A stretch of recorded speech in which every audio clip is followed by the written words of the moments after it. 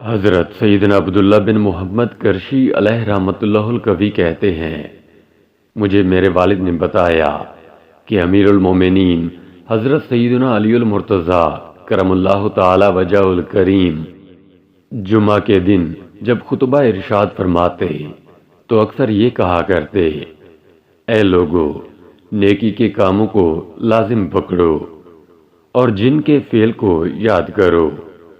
ایک مرتبہ ابو الاشتر رحمۃ اللہ تعالی علیہ نے مجھ سے کہا، آؤ امیر المومنین حضرت سیدنا علی المرتضیٰ کرم اللہ تعالی وجہ الکریم کی خدمت میں چلیں اور ان سے اس جن کے بارے میں سوال کریں جن کے متعلق انہوں نے حکم دیا ہے اور جس کا وہ اکثر تذکرہ کرتے رہتے ہیں۔ چنانچہ میں اور ابو الاشتر رحمۃ اللہ تعالی علیہ امیر المومنین حضرت سیدنا علی المرتضیٰ کرم اللہ تعالی وجہ الکریم کی خدمت میں حاضر ہوئے تو آپ رضی اللہ تعالیٰ عنہ بیت المال میں تھے۔ آپ رضی اللہ تعالیٰ عنہ نے ارشاد فرمایا، تمہارا اس وقت میرے پاس آنا کتنا عجیب ہے۔ ہم نے عرض کی، اے امیر المومنین رضی اللہ تعالیٰ عنہ، آپ رضی اللہ تعالیٰ عنہ نے ارشاد فرمایا تھا کہ نیکی کے کاموں کو لازم پکڑو اور جن کے فعل کو یاد کرو۔ حضور ہمیں یہ بتائیے کہ وہ جن کون ہے؟ آپ رضی اللہ تعالیٰ عنہ نے ارشاد فرمایا، کیا تم نہیں جانتے کہ وہ جن کون ہے؟ ہم نے عرض کی، نہیں۔ آپ رضی اللہ تعالیٰ عنہ نے ارشاد فرمایا، وہ تم میں سے تھا۔ ہم نے عرض کی، وہ کون تھا؟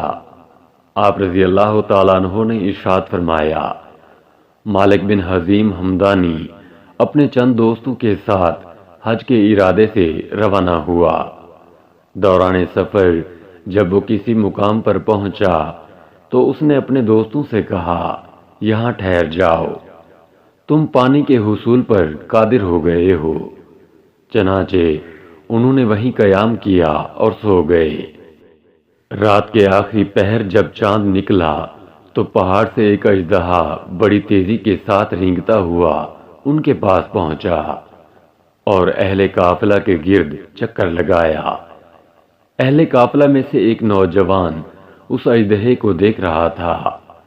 اژدہا جب چکر لگا کر ایک ضعیف شخص کے پاس پہنچا تو اس نوجوان کو خوف لاحق ہوا کہ کہیں یہ اس بزرگ کو ڈس نہ لے۔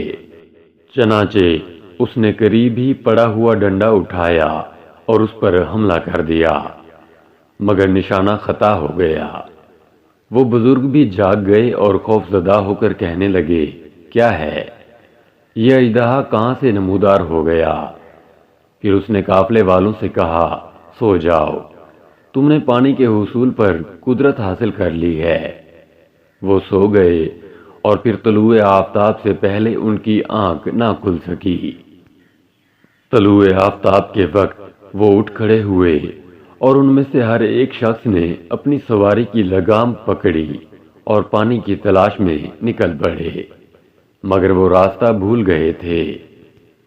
جب اژدہے نے انہیں دیکھا تو پہاڑ پر سے بولا، اے لوگو، تمہارے سامنے اس وقت تک پانی نہیں آ سکتا جب تک تم آج کے دن ان تھکے ہوئے سواری کے جانوروں کی اچھی طرح دیکھ بھال نہ کر لو۔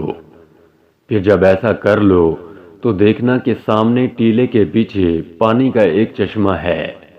چنانچہ وہ رکے رہے۔ پھر مطلوبہ جگہ پہنچے تو وہاں واقعی ایک چشمہ تھا جس کا پانی رکا ہوا تھا۔ انہوں نے خود بھی پانی پیا، اپنے جانوروں کو بھی پلایا اور قافلہ دوبارہ سوئے منزل چل دیا۔ جب وہ ایک چھوٹی سی پہاڑی کے قریب پہنچے تو کہنے لگے، اے ابو حزیم، اگر اسی طرح کا پانی یہاں بھی مل جائے تو کتنی بڑی خوش بختی ہے۔ پھر وہ پہاڑی کے قریب ٹھہر گئے اور پانی کی تلاش میں نکلے۔ اس مرتبہ پھر راستہ بھول گئے۔ جب پہاڑی پر موجود اژدہے نے انہیں دیکھا تو پکار کر کہا، اے اہل قافلہ، اللہ عز و جل میری طرف سے تمہیں جزائے خیر عطا فرمائے۔ اب میں تمہیں اپنی طرف سے الوداع کہتا ہوں اور آخری سلام پیش کرتا ہوں۔ احسان اور نیکی کا کام کرنے میں کسی کو ہرگز بے رغبتی نہیں ہونی چاہیے۔ یقیناً جو محتاج کو محروم رکھتا ہے وہ خود محروم ہے۔ میں وہ اژدہا ہوں کہ بھٹکے ہوں کو راستہ بتا کر مصیبت سے نجات دلاتا ہوں۔ اس پر میں شکر ادا کرتا ہوں، اور یقیناً شکر ادا کرنا اچھی خصلت ہے۔ جو نیکی کا کام کرتا ہے جب تک وہ زندہ رہے اس کی ضرورت کا سامان ختم نہیں ہوتا، جبکہ برائی کا انجام برائی ہی ہے۔ اللہ عز و جل کی ان پر رحمت ہو اور ان کے صدقے ہماری مغفرت ہو، آمین۔ بجاہ نبی الامین صلی اللہ تعالی علیہ وآلہ وسلم۔